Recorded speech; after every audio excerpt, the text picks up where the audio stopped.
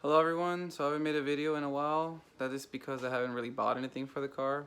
So I thought I'd make a 6 modification recommendation list for mods.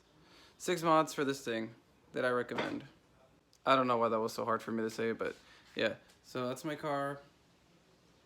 It's dirty because it's my daily driver. And yes, I know I need new headlights. Okay, so let's get started. So this is my engine bay, and the first modification I recommend is a cold air intake, and it looks like this. And this is what it looks like on the car. It doesn't give you more torque, it gives you more of a opened up VTEC top end power. It feels great, and even the motor gets a little louder than in stock form when engaging the VTEC. Definitely recommend this for your first modification. Okay, now the second modification I recommend is a race header, which looks like this. It's located back here in the back of the engine, which are these tubes here. Starts up here and it goes all the way down. It deletes your Cadillac converter and it connects to your CATBACK exhaust. Now the race header is also a night and day difference. This thing gives you more of a bottom end power, which is extra amount of torque, which you can definitely feel right away. Stepping on the gas, even just a little bit, you can feel more of a push. The car feels like it wants to go a little more, feels a little more aggressive. And even if you have a stock exhaust, the car sounds a little more aggressive. Now some people get a shorty header, which is very close to its stock factory design. That way they keep their Cadillac converter and they can get their car smogged.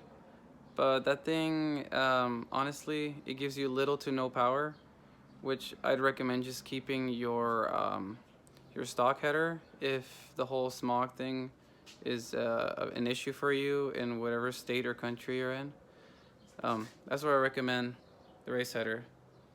Gives you more torque, and you feel the response right away. It's great. Strongly recommend that thing. Also make sure you do your homework on the race header, because some headers, every header is designed differently. Some are one piece, some are several pieces. They're all bolted on by springs, some are welded together. And that some tend to leak, some tend to break. I'd honestly spend a little more money on the header. I wouldn't cheap out on it, just because the cheaper ones don't make as much power. And the design could fail on you. Like I said, it could leak. I have a Buddy Club race header, and that thing performs great, and it's been lasting me a while. I haven't had any issues with it, and I bought it used. So for brands, from my experience, I'd recommend the Buddy Club just because I haven't had any issues. But I've also heard K-Tune's pretty good, so if you want to check them out as well. Okay, so for the third mod, I will recommend a CATBACK exhaust. Now some people get this thing first. If you get this thing first, all it's going to do is make your car a little louder and be rowdy with no gains. What I recommend is, what I've been recommending is, get your cold air, get your race header. Then once you get your CATBACK, the car will actually perform better. It will breathe a lot better, and you can feel the difference from the get-go. My exhaust is a Toda dolphin tip exhaust. It has a dolphin style looking tip that goes all the way down instead of shooting straight forward, because what some exhausts do is when they shoot out straight forward, all that heat warps your bumper sometimes, or it'll ruin your paint. So what mine does, it shoots all that heat straight down, and I have no problems with my bumper getting burnt or anything like that. Plus I really like the way the design looks as well. The fourth modification I recommend is this RBC intake manifold. This thing comes off the, I think it's the 2006 till 2011 Honda Civic Si. The RSX one is a little, these are slimmer on the RSX, and then it's cut from the design ends, it's from here to here. So the Civic one's a lot thicker from here. It still fits, and due to its bigger tubing here, you get a lot of more air coming in and keeping the engine cool. Like I said earlier, cooler engine means better performance out of your motor. This thing is great because it's not overpriced, and like I said, it's a Honda factory part. I've seen a couple of dyno sheets where this thing outperforms the Skunk 2 intake manifold, and this thing's half the price. So I strongly recommend getting this for your K20 motor. The fifth modification I recommend for this car is coilovers.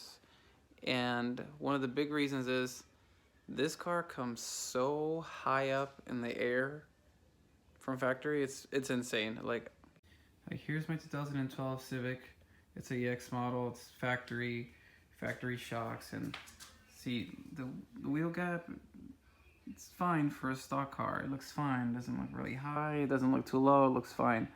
But the RSX from factory, like, oh my god, there's so much wheel gap. Like, it's like all the way up here. You can fit your whole head in there. It's just horrible. And it performs horribly. You take a turn, it feels like you're driving a boat. It's just horrible. So I strongly recommend getting coilovers for this thing. I have, currently I have BC RACIING coilovers. You see right here. They're a 32-way adjustable. I have the dampening, like sort of a soft setting for daily driving, and then when I do feel like driving a little more aggressive, I'll stiffen up the ride a bit, and they've been working fine. I've had, I want to say, about 4 sets of coilovers, different brands like Progress, Function Informs, BC Racing, and I've been in a car that has Tains, and honestly, they all feel around the same, and that is because they have the same design. Yeah, I strongly recommend coilovers. Huge difference. Car looks a lot better with coilovers on, and the performance is great. Feels like more of a sports car than a boat, because oh my god, this thing comes so high from factory.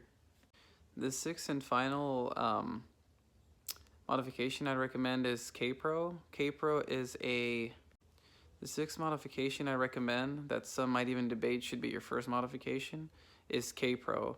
And what KPRO is a tuning management system for Hondas. There's different forms of it. You can get K-Tuner or what is it, Flash Pro.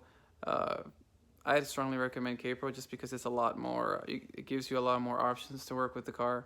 You can do anything really with it. You can set up, because this thing hits VTEC from factory at 6,000 RPM. You can adjust it to 4,500 RPM, which is a lot better. This thing performs a lot sooner. You can get tuned. Getting this thing tuned makes a huge difference. And KPRO, I haven't gotten yet, or else I'd show you. Well, actually, all it is just your ECU. What you do is you send in your ECU out to HANDATA, and they'll upload the program into your ECU. And from then on, either you can plug in your computer to it and you can adjust it yourself, or you can go get tuned. I'd recommend getting tuned as soon as you can. It's a step I need to take that I haven't yet. I just thought putting it on the back burner and doing it soon, honestly, because these modifications I have now that you all saw, which is the cold air intake, the RBC manifold, race header, the exhaust. The car does feel faster. The motor loves the bolt-ons. The car does feel like it's running rich, and it feels, the power band, it isn't bad, but it isn't smooth either, and with a tune, that would fix all that.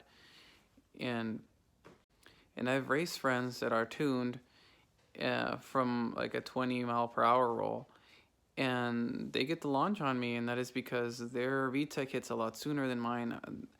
Theirs hits at 4,500, and I have to rev mine up higher, and then finally at 6,000 RPM, mine's performing finally, but theirs has been performing the whole time, and that just outperforms my car. KPRO will fix all that for you.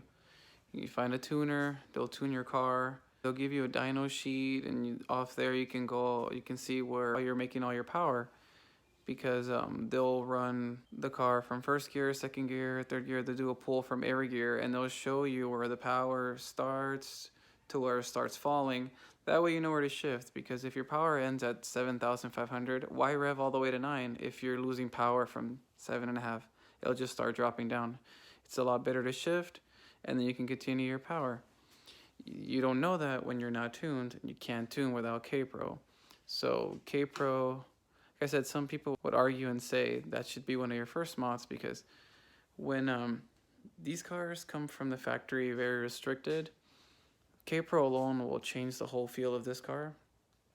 So some people say it's better to get it first. For me, I went the other way. I did all my bolt-ons first, and now I'm just itching to get that KPRO.